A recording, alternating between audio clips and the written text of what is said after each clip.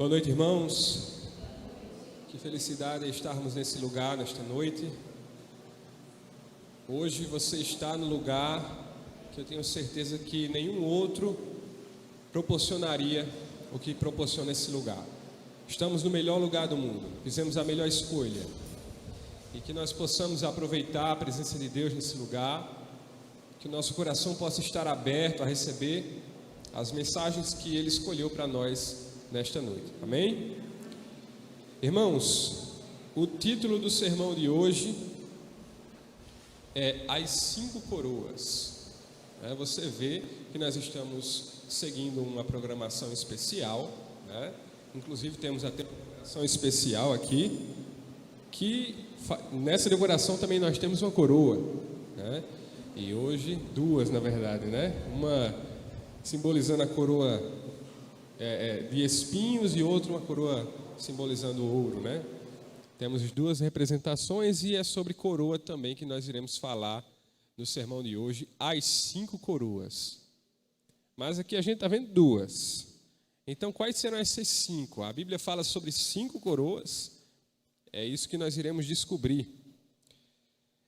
Bem, abra sua Bíblia em Tiago, capítulo 1, verso 12, para a gente introduzir. Tiago 1, verso 12.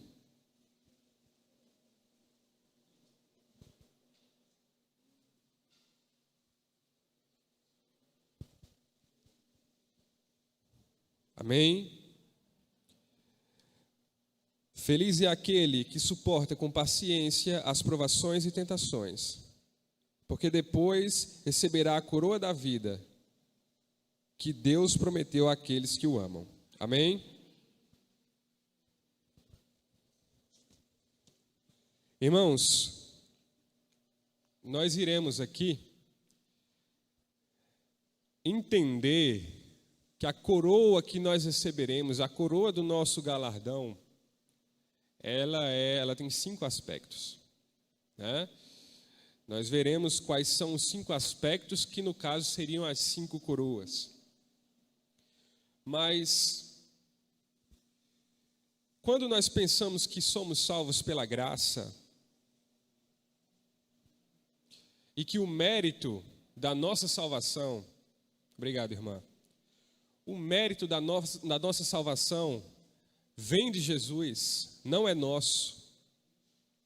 Isso nos leva a pensar que não existem maiores e menores no reino de Deus.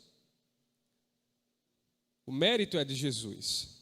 Nós vencemos e somos salvos porque Ele morreu por nós. Ele, sem pecado, se entregou em nosso lugar. E por isso nós temos a salvação. Isso nos leva a crer que não há maiores e menores no reino de Deus. Porém,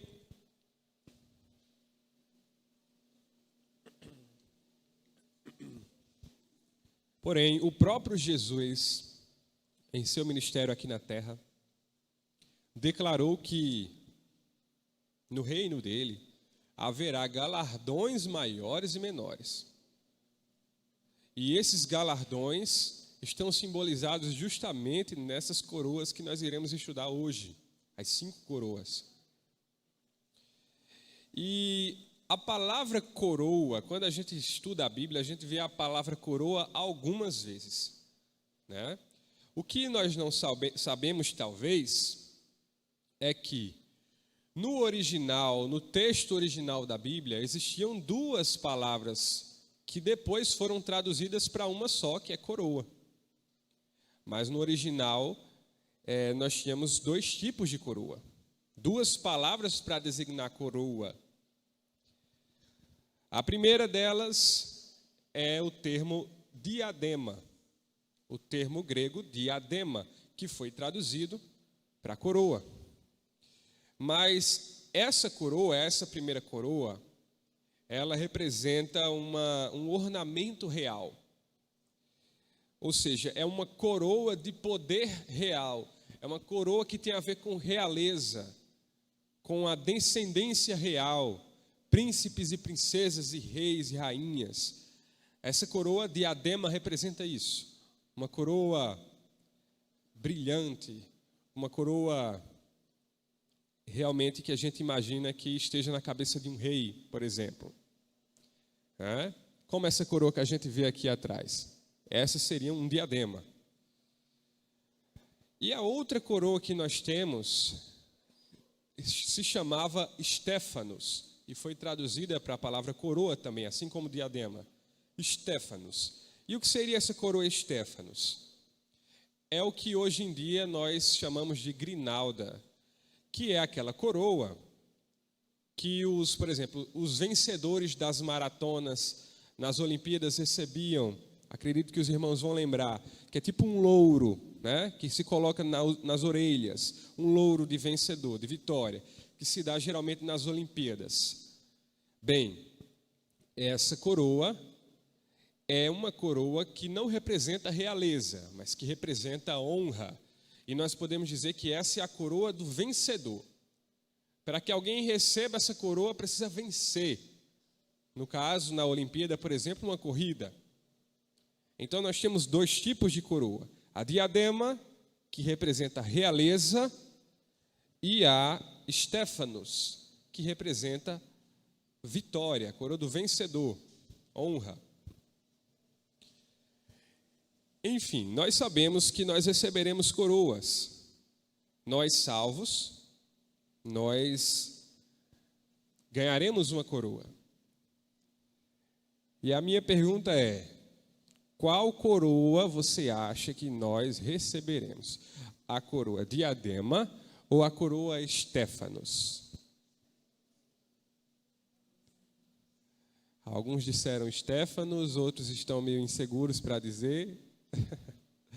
Mas a coroa que nós receberemos como salvos vencedores é a Stéphanos. Receberemos a coroa do vencedor como símbolo de honra e recompensa pela jornada que trilhamos nessa vida e vencemos. Amém? Teremos esse galardão e essa coroação, né? Simbolizam a vitória. Então, as 5 coroas que nós leremos hoje à noite, todas elas são termos da coroa Stéphanos, que foi traduzido, né, para a palavra coroa na Bíblia que nós lemos atualmente. Mas no seu original estamos falando da coroa do vencedor. Então, todos os 5 versos que nós leremos serão sobre essa coroa. E quais são os 5 aspectos, então, dessa coroa que nos foi prometida? Quais são os 5 aspectos? O primeiro aspecto é que a nossa coroa será incorruptível. Abra sua Bíblia em 1 Coríntios, capítulo 9.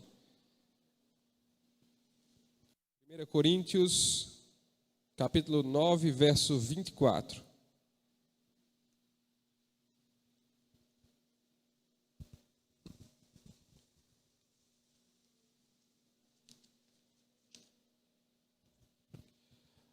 Amém? Leremos o 24 e o 25. Não sabeis vós que os que correm no estádio, todos na verdade correm, mas um só leva o prêmio? Correi de tal maneira que o alcanceis. Todo atleta em tudo se domina. Aqueles para alcançar uma coroa, uma Stéphanos corruptível. Nós, porém, a incorruptível. Amém? Irmãos, nós vamos refletir um pouco sobre essas palavras, porque alguns termos da Bíblia, eles são um pouco mais rebuscados, mais antigos, e a gente perde de vista o significado que esses termos têm. A primeira característica da nossa coroa é que ela é incorruptível. E diferente das coroas que os vencedores das Olimpíadas recebem, a nossa coroa, ela é, como é incorruptível, ela é eterna. Ela será eterna. Incorruptível a gente pode entender como algo eterno, que nunca se acaba, que nunca se deteriora. E quando eu estava preparando aqui o sermão, eu fiquei pensando nessa palavra, eterna. Nós, seres humanos, não temos a dimensão do tamanho da eternidade. Nós não fazemos ideia do que é isso. nós não temos nenhuma amostra disso. Isso é tão grandioso, é tão infinito, que não cabe na nossa mente. Nós não conseguimos entender, compreender o tamanho, a dimensão da eternidade. E eu fico pensando que quando nós formos salvos e estivermos vivendo a eternidade, ter vivido 80, 90 anos nessa terra vai parecer algo tão rápido, tão curto. E eu tenho absoluta certeza que nós iremos entender que valia a pena 80, 90, 100, 200, 500 anos que fosse, buscando uma coroa que será eterna, uma recompensa que será eterna. A eternidade é algo que nós só vamos entender quando estivermos vivendo.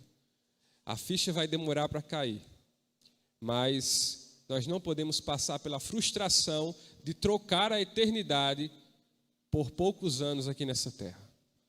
Não somos permitidos a isso, porque nós temos a verdade e nós devemos buscar a nossa coroa incorruptível. Amém? Então essa é a primeira característica, uma coroa incorruptível. A segunda característica é que a coroa que nós receberemos é uma coroa de júbilo. Abra a sua Bíblia em 1 Tessalonicenses, primeiro livro de Tessalonicenses, capítulo 2.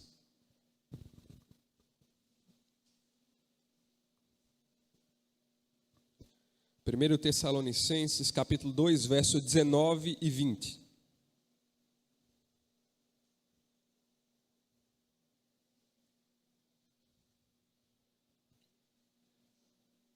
Amém? Pois quem é a nossa esperança, ou alegria, ou coroa, no caso Estéfanos, em que exultamos na presença de nosso Senhor Jesus em sua vinda? Não sois vós? Sim, vós sois realmente a nossa glória e a nossa alegria. Irmãos, a palavra júbilo, que aparece em outras versões, na minha aqui não apareceu nesse verso, né? Mas a palavra júbilo, ela significa vitória, vitória. Então essa coroa que nós receberemos será uma coroa de vitória, mas não uma vitória como as vitórias que nós temos aqui nessa terra. Porque a vitória que nós receberemos, que essa coroa simbolizará, é uma vitória definitiva. É uma vitória que não pode ser mais roubada de nós, que vigorará de uma vez por todas. Essa é a vitória que nós estamos falando. Não é uma vitória qualquer. E esse verso, para você, que talvez tenha vivido em sua vida já muitos fracassos, repetidos fracassos, que olha para a sua rotina e percebe que na sua vida você tem perdido mais do que ganhado. Isso muitas vezes frustra, entristece, mas nós não podemos perder de vista que um dia nós teremos uma vitória que valerá a pena por todas as derrotas que nós tivermos tido nessa terra. Seja qual for o fracasso que você tiver aqui, no futuro nós receberemos uma recompensa, uma vitória que valerá a pena ter vivido tudo. Que todo o sofrimento que nós passarmos vai ser esquecido depois que nós receberemos essa coroa de vitória. Então, guarde esse verso no coração. Sempre que houver um fracasso, lembre que a vitória um dia chegará. E ela chegará para nunca mais passar.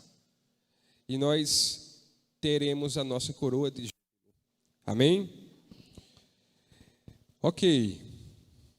Uma coroa incorruptível, uma coroa de júbilo e uma coroa de vida. Vamos abrir novamente a nossa Bíblia em Tiago, capítulo 1, verso 12. Tiago 1, verso 12.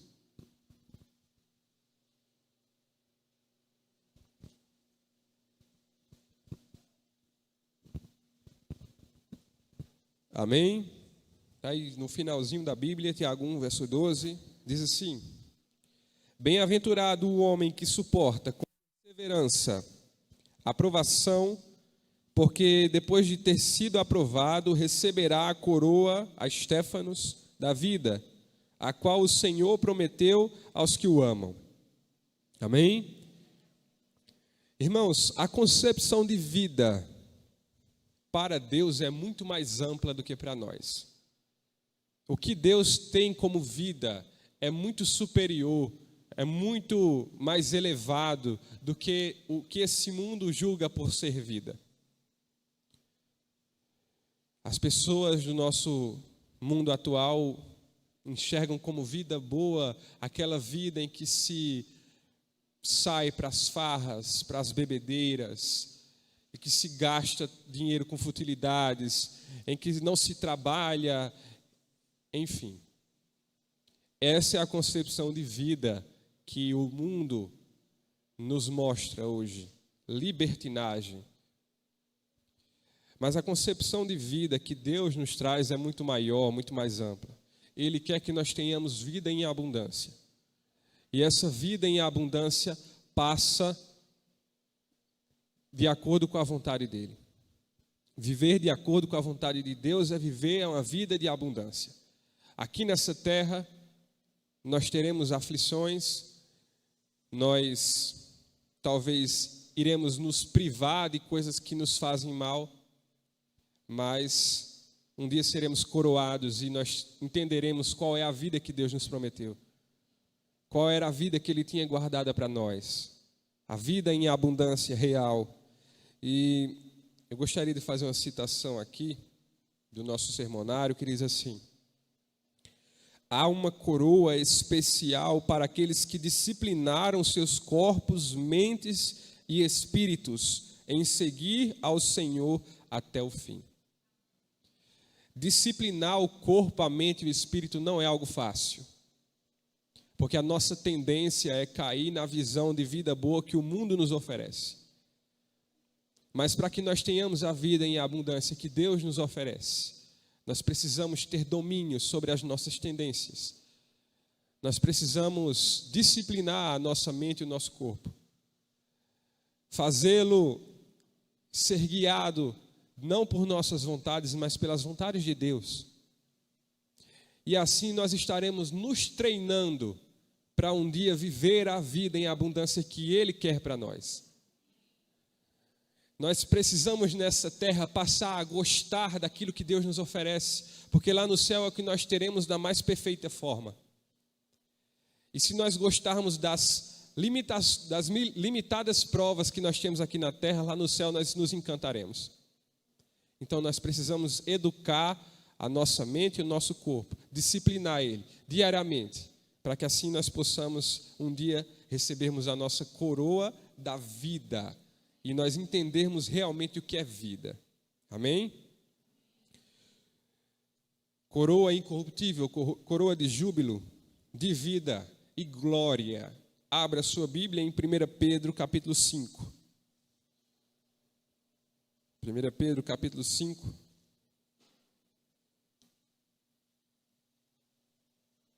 Nós leremos a partir do verso 1 até o 4.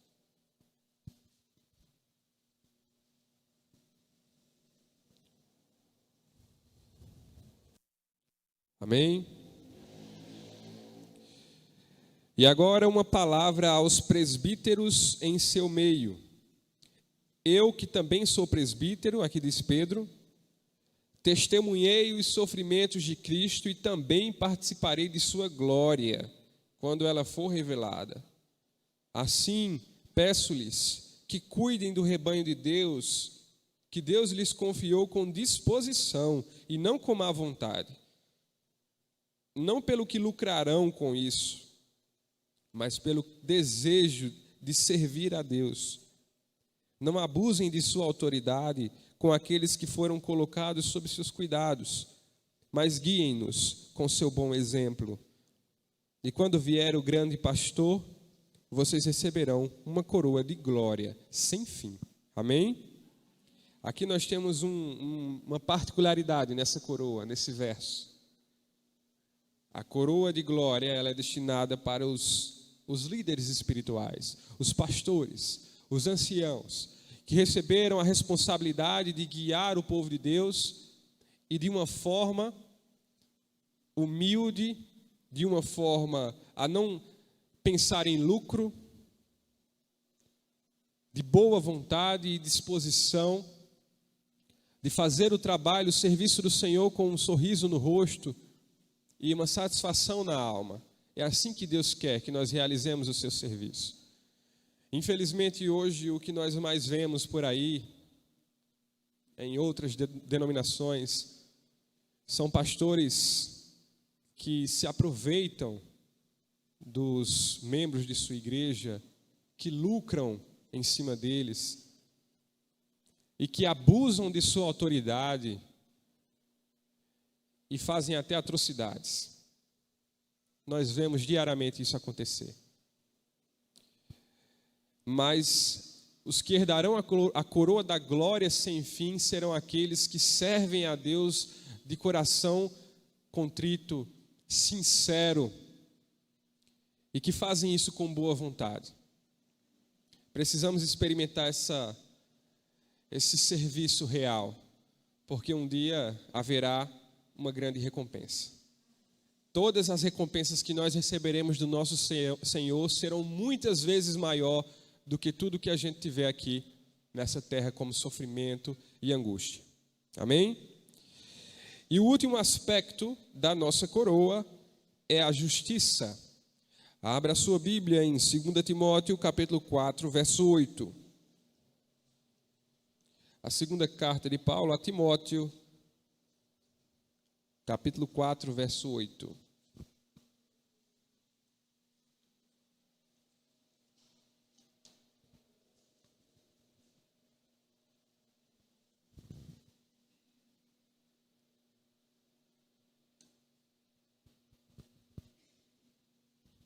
Amém?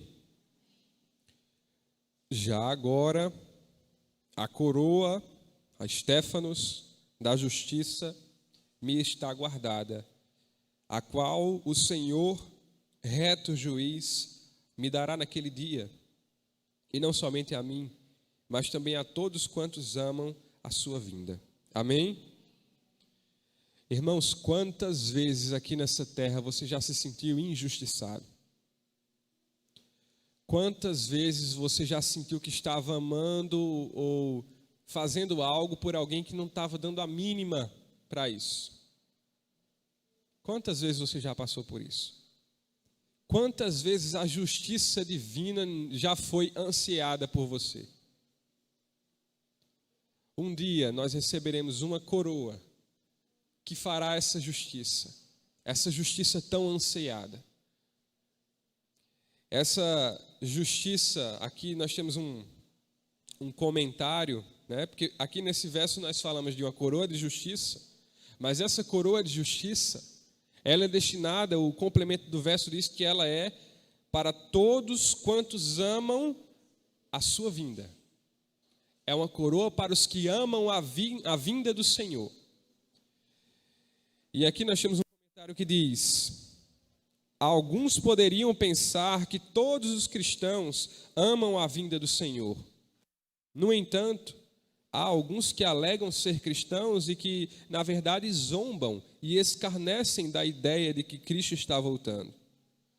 Outros ficarão envergonhados na sua vinda. Para aqueles que anseiam por essa vinda, há uma coroa de justiça. Ou seja, quem zomba da vinda de Jesus não receberá essa coroa. E também não receberão aqueles que se envergonham ou que sentem medo da sua vinda. A vinda de Jesus deve ser o nosso maior motivo de alegria. Deve ser a razão pela qual nós mais encontramos felicidade. Deve ser um pensamento que nos traga imediatamente um sorriso no rosto. Não nos pode provocar medo. Nós devemos querer a vinda de Jesus, porque ela solucionará todos os nossos problemas, de uma vez por todas. Nós não podemos querer a volta de Jesus, mas querermos primeiro, antes de sua volta, realizar alguns planos aqui na terra. cumprir com alguma agenda pessoal antes que ele venha. Não, não pode ser assim. Nós devemos desejar que Jesus volte agora, nesse momento. Como seria bom que nesse momento o céu se rasgasse e que Jesus voltasse e nos levasse para as mansões celestiais com Ele. Assim nós devemos pensar. Não existe plano na terra que deva adiar a volta de Jesus para nós. Não existe nada tão bom que nos faça querer esperar. Nós devemos querer a volta de Jesus imediatamente. Irmãos, sempre que nós olhamos em volta e vemos o mundo como está, seria um egoísmo tremendo querer que Jesus demore. Porque o mundo pode até estar confortável para você. Mas quantos milhões de filhos de Deus nessa terra estão sofrendo, estão esperando alguma intervenção que não vem, e a única intervenção possível é a volta do Senhor. Nós devemos desejar a volta de Jesus por nós e por eles. Vemos guerras, vemos fome, crimes, pessoas desoladas, que perdem tudo através de catástrofes naturais também. E essas pessoas talvez olhem para o alto e pensem que Deus será a única solução. E portanto que Ele venha o quanto antes. E os sinais nos revelam que Ele está chegando. E isso deve ser o motivo da nossa maior alegria. Amém? Porque para os que amam a vinda de Jesus, haverá uma coroa de justiça. Amém? Irmãos, agora chega uma parte bacana do sermão. Porque nós iremos ler, ou nós iremos descobrir 7 bênçãos que são mencionadas no Apocalipse para os vencedores. 7 bênçãos destinadas aos que receberem a coroa, a Estéfanos. Nós teremos 7 bênçãos. Nos capítulos 2 e 3 de Apocalipse é que nós vamos ter essas 7 bênçãos. A primeira bênção, eu vou com calma, eu vou devagar para que a gente vá mentalizando e se alegrando com cada uma dessas 7 bênçãos. Mas a primeira bênção está em Apocalipse, capítulo 2, verso 7. A gente não vai fazer as leituras, eu vou somente citando as bênçãos. Mas a primeira bênção é: o vencedor comerá da árvore da vida no paraíso celestial de Deus. Amém? Você deseja comer da árvore da vida? Você já imaginou a árvore da vida? Eu diversas vezes já mentalizei essa árvore. E fico pensando como é que vai ser me deparar com essa árvore imensa, gigantesca, com frutos apetitosos. E o sabor desse fruto, como será? Quantas vezes a gente se delicia com comidas nessa terra, mas imagine no céu, imagine o fruto dessa árvore, o sabor que ele tem. Imagine também a saúde que esse fruto nos proporcionará. Essa é uma bênção gigantesca. E é uma bênção que está separada para mim e para você, os vencedores, os coroados. Nós teremos essa árvore da vida para comer. Amém? A segunda bênção é a seguinte: o vencedor não sofrerá a segunda morte. Amém? Irmãos, imagine viver em um mundo que não existe mais possibilidade de morrer. Você não precisa mais ter medo de morrer, porque não existe forma de morrer.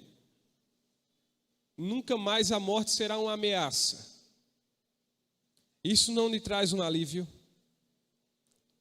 Quantas pessoas nesse mundo andam assoladas pelo medo de morrer? Imagina descartar esse medo da nossa lista de preocupações. Morrer não vai ser mais uma ameaça. E essa é uma promessa ao vencedor, ao coroado pela Estéfanos. Agora essa terceira bênção, ela é especial. É uma bênção que são duas em uma, na verdade. Está lá em Apocalipse capítulo 2, verso 17, que diz assim: o vencedor comerá o maná escondido e receberá um novo nome, escrito em uma pedra branca. Irmãos, duas bênçãos em uma aqui, né? O maná e o novo nome em uma pedra branca. Falando sobre o maná, muitas vezes a gente lê a história do maná e o povo de Israel e nós nos surpreendemos. A Bíblia fala que o maná tinha um sabor incomparável a qualquer outra comida na terra. E eu fico curioso para saber que sabor o maná teria, né? Imagine uma comida que cai do céu. Não é algo comum. Todos os dias caindo do céu para a manutenção do povo de Israel. Nós teremos essa mesma experiência. Nós saberemos o sabor do maná. E ele nos servirá de sustento. Amém? E o novo nome escrito em uma pedra branca. Irmãos, como alguns de vocês sabem aqui, eu sou professor de língua portuguesa. E eu tenho uma metodologia que os meus alunos gostam muito, que é a seguinte: o aluno que tira nota 10 na minha prova, agora tem que ser 10, não pode ser 9.9, é 10. O aluno que tira nota 10, ele ganha de presente um livro. Todo aluno que tira 10. Não é muito fácil tirar 10 numa prova minha, não. Mas se tira, ganha esse presente. Só que não é um livro aleatório que eles ganham. Eu sempre digo que, quando o aluno tira 10, ele vai receber um livro que eu acho que combina com ele, com a personalidade dele.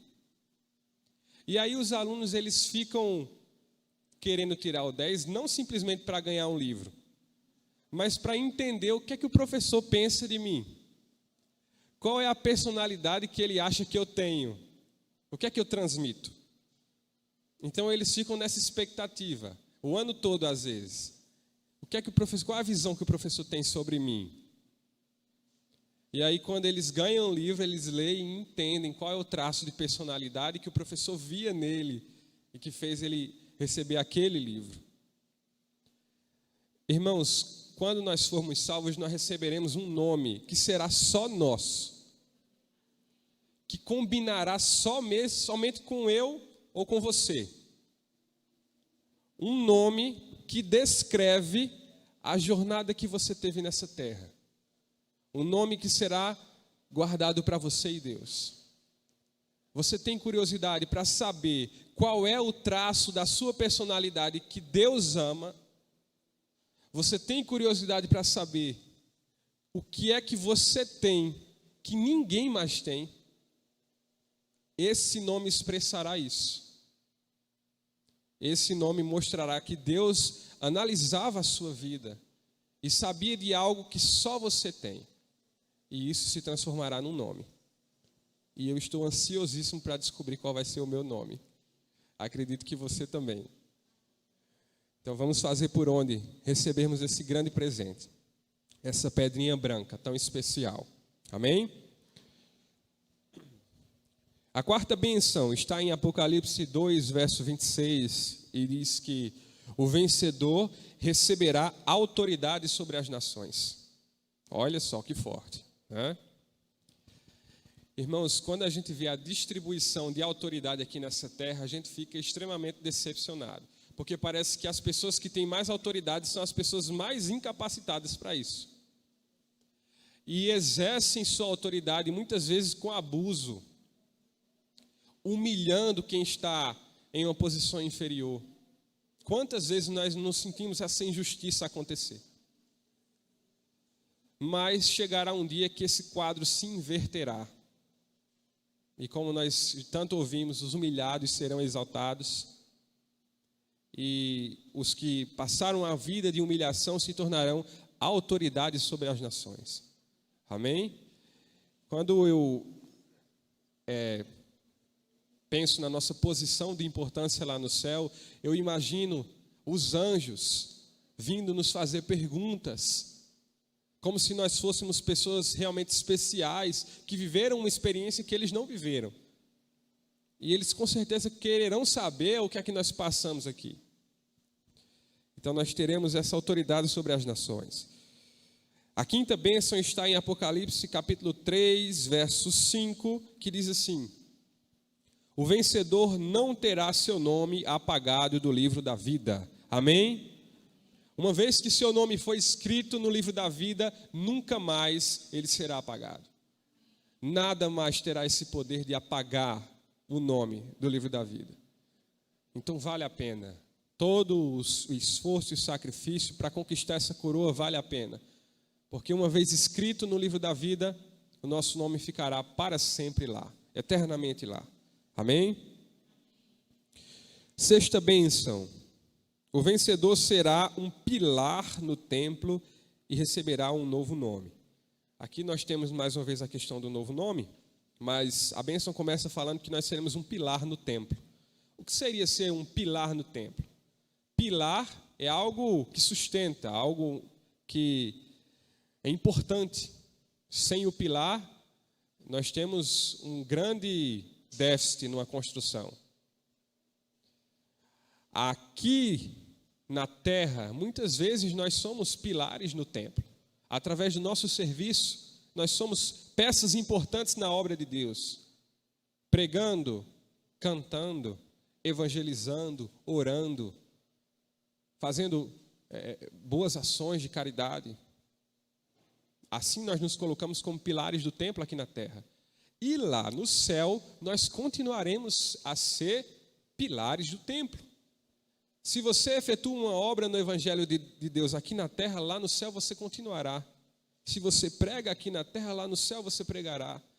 Se você canta na terra, você cantará também no céu. Se você ora, se você evangeliza, ou seja, conta a sua experiência com Deus, você também fará isso no céu. E isso é uma bênção enorme, porque nós temos prazer nisso. Você tem prazer em servir a Deus? Não existe nada que encha mais o meu coração. A melhor sensação que eu tenho é quando eu estou aqui no púlpito falando no nome de Deus. E eu sei que isso aumentará muitas vezes mais quando eu puder fazer isso no céu. Amém? E por último, a sétima bênção que está em Apocalipse capítulo 3, verso 21, diz: o vencedor se assentará no trono de Cristo.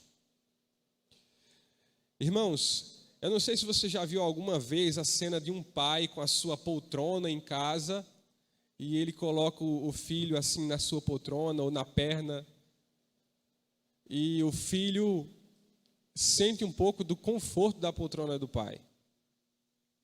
E eu imagino essa cena de assentar no trono de Cristo dessa forma. Um pai trazendo o filho para perto de si. O trono, que simboliza a vitória de Cristo, ele será compartilhado por nós. Nós não fizemos nada. Quem morreu, quem se entregou sem pecado foi ele. Mas nós compartilharemos da vitória dele. Nos assentaremos no trono junto a ele. Ele nos deu também essa bênção. Essa é a sétima bênção. E caminhando para o fim,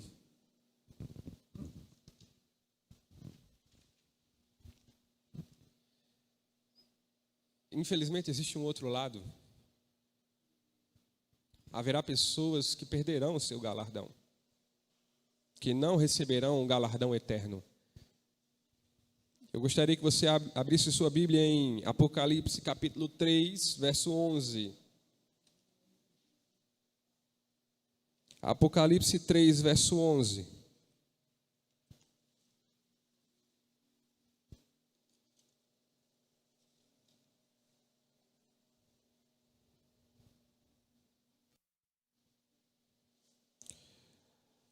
Amém? Diz assim: venho sem demora. Conserva o que tens, para que ninguém tome a sua coroa, a sua estéfanos. Irmãos, a nossa corrida aqui nessa terra, em busca dessa coroa Estéfanos, não é uma corrida livre, ela é uma corrida de obstáculos. Você já viu uma corrida de obstáculos? Em que o corredor tem que ficar pulando os obstáculos até chegar ao fim? Essa é a nossa corrida. Nós teremos obstáculos. Esses obstáculos são as tentações e as provações. Mas nós não podemos deixar os obstáculos nos abalarem. Nós não podemos deixar as tentações nos distraírem. Nós não podemos deixar as provações nos fazerem desistir. Porque quando se vem uma tentação para a nossa vida, pode ter certeza que o objetivo daquela tentação é distrair você na corrida. E quando vier uma provação, a tentativa de Satanás é de fazer você desistir dessa corrida. Mas nós não podemos. Nós devemos completar a nossa corrida. Nós não podemos perder essa coroa. A nossa coroa já está separada. Nós precisamos somente assumi-la.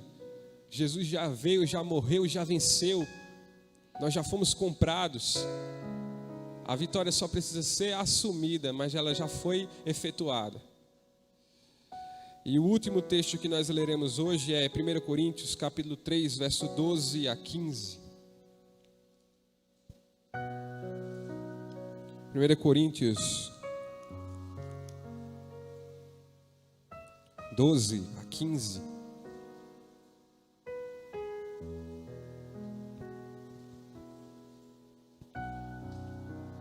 Amém?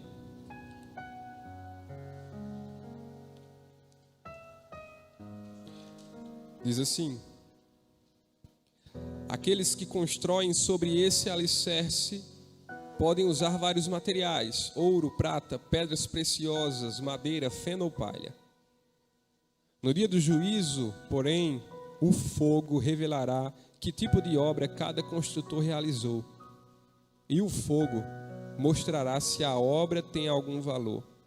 Se ela sobreviver, o construtor receberá recompensa. Se ela queimar, o construtor sofrerá grande prejuízo, mas será salvo como alguém que é resgatado do meio do fogo. Amém? Irmãos, as escrituras elas são claras ao dizer que para algumas pessoas nada restará além da salvação. Nada, tudo será perdido, menos a salvação.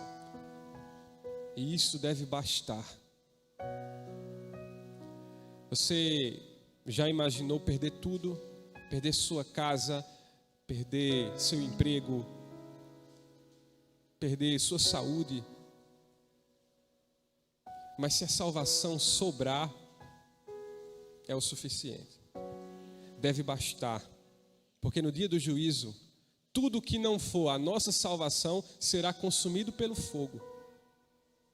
E nós devemos então prezar pela única coisa que o fogo não destruirá.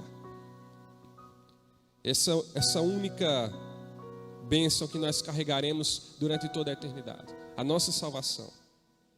É por isso que nós devemos batalhar, é por ela, não por nada dessa terra. Ela deve ser o nosso lema para tudo que fizermos nessa vida.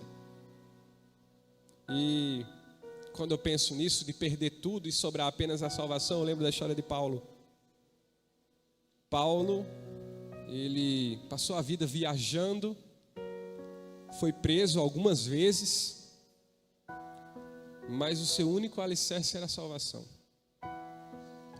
Era aquilo que ele tinha certeza, e isso bastava.